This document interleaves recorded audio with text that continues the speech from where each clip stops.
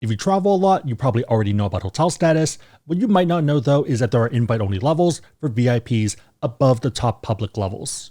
With airlines, money talks, and that's the key metric, and they're looking for $50K to $100K in flight spend in a year. With hotels, it's a lot different. Today we'll look at 4 of these levels with the big 4 hotel groups. The first 2 are pretty much impossible. The second 2 though do make sense, especially for business travelers. Note that Hilton is missing from this since they don't have one of these at the moment. We'll start from the least information we have and then go to the most, and then also compare them to the top public levels. Before we dive into everything, big favors to give us a thumbs up to help with the algorithm. It really does help, and if you are someone that's new, consider subscribing. Starting off, we have Marriott Bonvoy. The top public level is Ambassador. This sits 5 rungs above standard members and currently requires 100 nights per year and also north of 23K USD in spend per year. Both of these are pretty aggressive numbers. So for example, 100 nights divided by 365 is about 27.4% of the year, give or take 2 nights every week. If you have their cards, you can lower this number. The best case is if you get the flagship Bonvoy personal card, which gives you 25 elite night credits, and then any Bonvoy business card would get you an additional 15 ENCs, total being 40 ENCs from the cards. So 60 left, which still isn't a small number, but at least more manageable.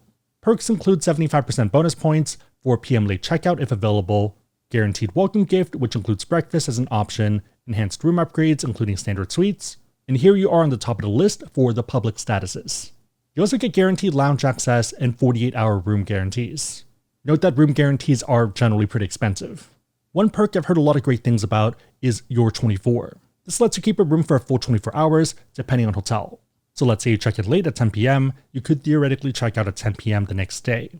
You also get a dedicated ambassador to assist with bookings. So that's the top of the standard levels. The invite-only level is called Bonvoy Cobalt. Unlike with airlines, it's not about spend. It's also apparently not about stays or history. Instead, it's a bit more exclusive and relationship-oriented. What they're looking for is people of influence. You have to be hand-selected by the CEO of Marriott. It's targeting business partners to win business, so think C-suite at airlines or other groups, or the head of Pepsi. Your best bet is to befriend the head of Marriott and be relevant to their bottom line. Technically also possible if you're friends and let's say you're part of the same country club. There's a pretty common belief that actors and professional athletes and influencers also get invited, but looking at employee data points, that doesn't seem to track. Even in my experience, this demo typically doesn't have elite status. They're either happy to pay out of pocket or they book through VIP booking portals like Cardnomics. If you're curious, I'll put a link and current password down below if you want to check it out. The main draw is you can book using Virtuoso. It depends on the hotel, but oftentimes you're looking at benefits like breakfast for 2 up to $90, $100 food and beverage credit on top of that per stay, potentially room upgrades, and also early check-in and late checkout. These portals also let you access Marriott Stars and other invitation-only luxury travel advisor rates. I definitely recommend shopping around though, so here it's the same $542, but the benefits are a lot worse, only $100 USD property credit without the breakfast and upgrades and everything else. This example is the St. Regis San Francisco, and in this case, Virtuoso wins. Link down below if you want another option. Back to the status, it could also be someone that influenced a lot of travel, let's say within a company. For example, let's say you're managing 10 million in corporate travel. Again, someone of influence, not necessarily an influencer. Okay, so what perks do you get? With Bonvoy Cobalt, you get the highest upgrade priority, suites is a common baseline, sometimes you also get specialty or signature suites. They also tend to be a lot more flexible for your 24 and 4 PM late checkouts. In the case that they have to push back due to other constraints, they're more happy to comp you with food and beverage or airport transfers. The prior status name before the acquisition was Platinum 5-star. This pretty much had the same requirements. So either influential person or direct relationship with the head of Marriott, and probably both. Looking at some data points on that front, people were able to get upgraded to the best room regardless of the rate that they booked. So you could book the absolute base room and get upgraded to the super suite. Other perks that have been mentioned include meet and greets with the GM and even dinners with them. For the most part, it sounds like staff is on high alert when someone with this status comes in and scrambling the jets to make sure that everything runs smoothly. The counter argument against this is that it's pretty much ambassador with extra butt kissing. On the very low end, you could probably argue and equate this to platinum status outside of North America. The reasoning this happens is that less people abroad have status, meaning you have less competition. Cities can be a bit tougher, so for example Hong Kong, Tokyo, or Bangkok, it's still going to be tough. But when we do go to more resort destinations, for example Langkawi, we were the big fish in the pond. And for some of these, there were only 2 or 3 people of platinum status and no one above us. Reminder that you can get platinum elite status by applying for one of their cards. I'll put a calculator link down below if you want to crunch the numbers for your situation. It should also pop up if you search card name worth it ask Sebby. On that note, if you want to learn more about cards, we have links on the website asksebby.com and also down below in the description box. Make sure the links are competitive, that they make sense, but otherwise it's a huge way to support the channel, so thank you in advance. Next up, we have World of Hyatt. Their top public level is called Globalist. You get this by either staying 60 nights or earning 100 base points from your stays in a calendar year. The perks are pretty solid. Resort fees are waived on free night awards and eligible rates. Upgrades include standard suites, and 4 PM late checkout is unlocked as an option. They can still decline, but they're generally pretty good about this in my experience.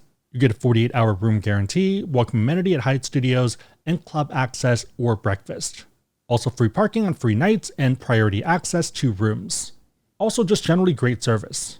One of the best examples of this is when we were in Portland, where we got upgraded to a suite, but it wasn't available until 4 PM.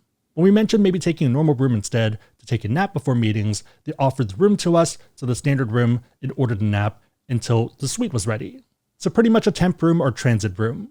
The invite-only level of Hyatt is called Courtesy Card.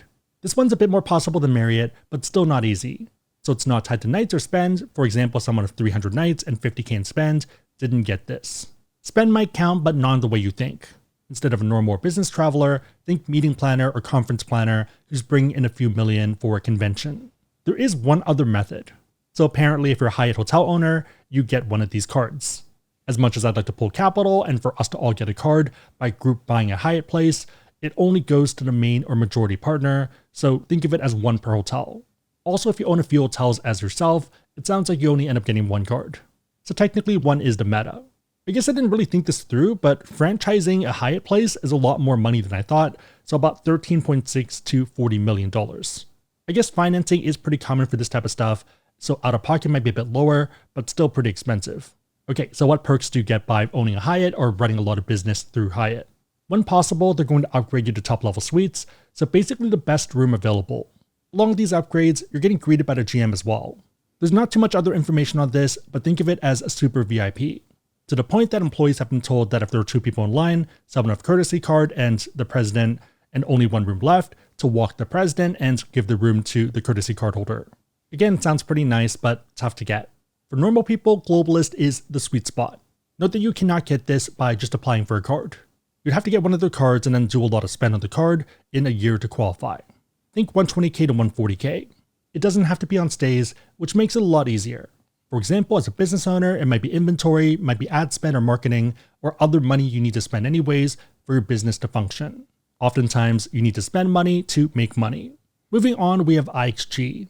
Their top standard level is called Diamond Elite. There's a few ways to get this, and one of them is spend. So for example, 40K in spend on their card.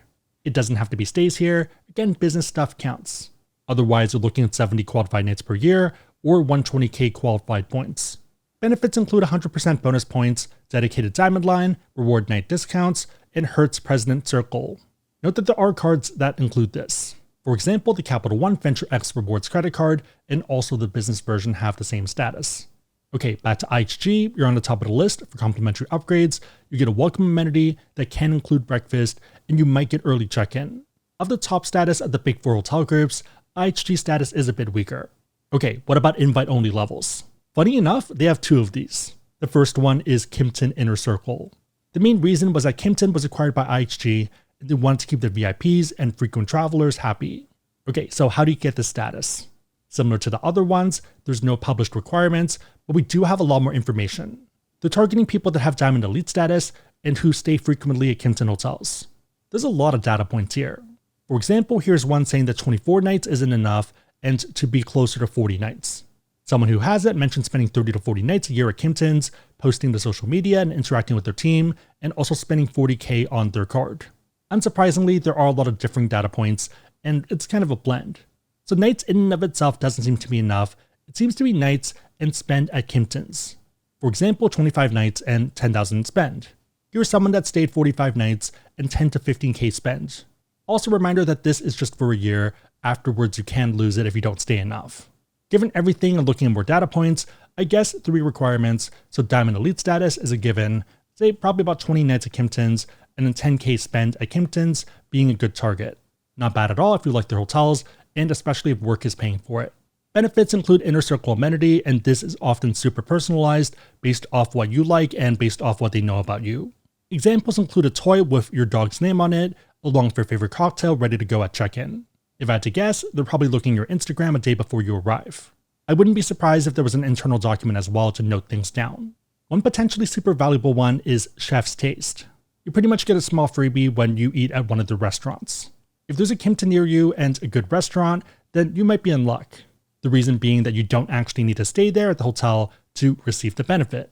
It is at the discretion of each restaurant, and you would generally want to expect an appetizer or a dessert. Kimptons tend to have very solid restaurants though, so I could see this being very valuable. One of the most interesting ones and quantifiable is the new hotel night. You get free hotel nights at newly opened Kimptons. Data points are a bit mixed. On one hand, it sounds like they have very aggressive blackout dates for this benefit, making it hard to use. On the other hand, it might not be intentional. Looking at the terms, these free nights are available to this group in limited quantities on a first-come, first-served basis. Given this, allotment of free nights may sell out. So the more likely thing, given the demographic, is that they booked ahead and took all the free nights. A lot of people, especially points and miles people, don't mind doing a free weekend trip, even if it otherwise feels very random. Back to benefits, you're also getting a VIP phone line and one category upgrade, and this is guaranteed. Guarantee is the key part here, but otherwise not much crazier than Diamond Elite. You also get guaranteed 10 a.m. check-in and 4 p.m. checkout. It depends on if you care, but guaranteed is pretty solid, and normally you'd only get 2 p.m. late checkout if available. I use early check-in and late checkout a ton, so amazing benefit to me. They also waive guest amenity and destination fees, but not resort fees. Still a nice reprieve for cities though, especially if you do still get the other benefits for that destination fee. Also looking at Flyer Talk data points, it seems like status and recognition is a bit better for US urban locations, so this kind of works out. Compared to the first two of Marriott and Hyatt, this one actually seems possible. The perks aren't the craziest, but they're still not bad either. The main draw is that you're getting more guarantees, rather than it being discretionary. For the last one, we're staying with IHG. This one though is going to be on the InterContinental arm, so the flagship. So you can think of IHG hotels and resorts as the umbrella group, and then Kimpton, InterContinental, Holiday Inn, and so on as the brands. The next part gets a bit confusing. So there's the top level IHG status that we talked about, along with Kimpton, and there's also InterContinental Ambassador, which is specific to ICs. This one isn't the invite-only status yet, and unlike all the other ones and what you'd expect, it's not actually earned, it's bought. At the time of filming, it's $225 USD or 45k IHG points, and you get this perk for 12 months. They are pretty good at updating this price to account for inflation, so expect it to keep going up. Benefits here for this status you can buy include guaranteed one category room upgrades, guaranteed extended 4 p.m. late checkout, and a complimentary weekend night. Be very careful of this last one. It's not a free night like you'd normally expect, it's a free night on the second night of a minimum 2-night paid weekend stay. It also only works on the Ambassador complimentary weekend night rate and not other rates. So for example, you can't book the Virtuoso rate and then use this on top. Weekends are defined as Friday, Saturday, Sunday, except in the Middle East, where it might be Thursday, Friday, Saturday. Yeah, think of this as a buy one, get one, rather than a standard free night. That also means that you technically get more value by finding a more expensive hotel, but then you're also paying for a more expensive hotel. Back to benefits, you get Platinum Elite status, which isn't bad since you're buying this anyways, and you also get a restaurant and bar credit of up to $20 for each stay. Also free water, internet, and dedicated check-in area. The restaurant and bar credit being the most quantifiable. The last two benefits are more Asia-focused, so complimentary breakfast in mainland China for each night of your stay. Also, you can pay the single room rate, even if you have double occupancy. So for example, in Japan, it's not uncommon to charge per person rather than per room. Note that Ambassador benefits, so everything we just talked about, only apply at InterContinental hotels. You do get IHG Platinum status for the other hotels. Ambassador isn't bad at all and can't be worth it, especially if you get value from that free night. I've personally turned it on and off depending on my upcoming travel. The invite-only level of this is Royal Ambassador. What they do is select from Ambassador members and try to find the top ones. You're generally looking at something like 15k in spend at InterContinentals and other relevant hotels, and about 50 nights. Other ones that also count here include Kimptons, Six Senses, and Regents. On the Flyer Talk mega thread, we see the same idea. The region that you're in also tends to matter, and I'd assume higher spend for major cities. There's a lot of data points you can look at, and I'd say that 50 nights is a good range. In terms of spend, 15 to 20k is a good number, but you could also go a lot higher. The benefits here are interesting. You get guaranteed 2 category room upgrades as the repeatable benefit, and also a free night at an IHG. Unlike the other one, this one's actually a free night, and it's up to 70k in value, so 70k IHG points in value, which isn't bad. There has been a lot of points inflation of IHG though, so I'm surprised it's not uncapped. You also get guaranteed extended 4 PM checkout and early 10 AM check-in. Also club InterContinental Lounge access when available, and complimentary breakfast for 2 per night if there isn't a lounge. Lounge access is great, but you might already have it. In order to get this invite-only status, you're probably already hitting 40 or 50 nights. IHG has milestone rewards outside of the status levels, and at 40 nights, you can pick the annual lounge membership as a perk. I'm not saying it's bad, but you might already have it. The next batch of benefits are what you would normally see with Ambassador or IHG Diamond status. The last set have a lot of expected benefits, but also one unique one. You get snacks and stuff, guaranteed room, single room rate, but the interesting one is an invitation to Kimpton Inner Circle. So technically you could say that this level is one above Kimpton, since you also get Kimpton by earning it. Reminder that Royal Ambassador benefits are for InterContinentals, and you have IHG status for the other hotels. Overall, solid status and actually earnable for business travelers. If you are doing a ton of IHG stays, consider getting one of their cards. It's up to 26x total points with the membership, status, and card, and you're getting 10x from the card. It does depend on the other cards you have, so definitely run the numbers to make sure that it makes sense. But yeah, lots of great options in today's world. Again, if you want to learn more about cards, we have links on the website asksebby.com and down below in the description box. If you made it to this point, leave a shush emoji in the comments down below, and I'll try to heart it and also respond. 3 questions. Number 1, which of the big 4 hotel groups is your favorite, and how would you rank them? Number 2, what are your thoughts on these statuses? And number 3, what do you think Hilton should do if they ever launch something of their own? Let me know and everyone else know in the comments down below. Big favorite, thumbs up, share this, but otherwise hope you liked it. See you next time.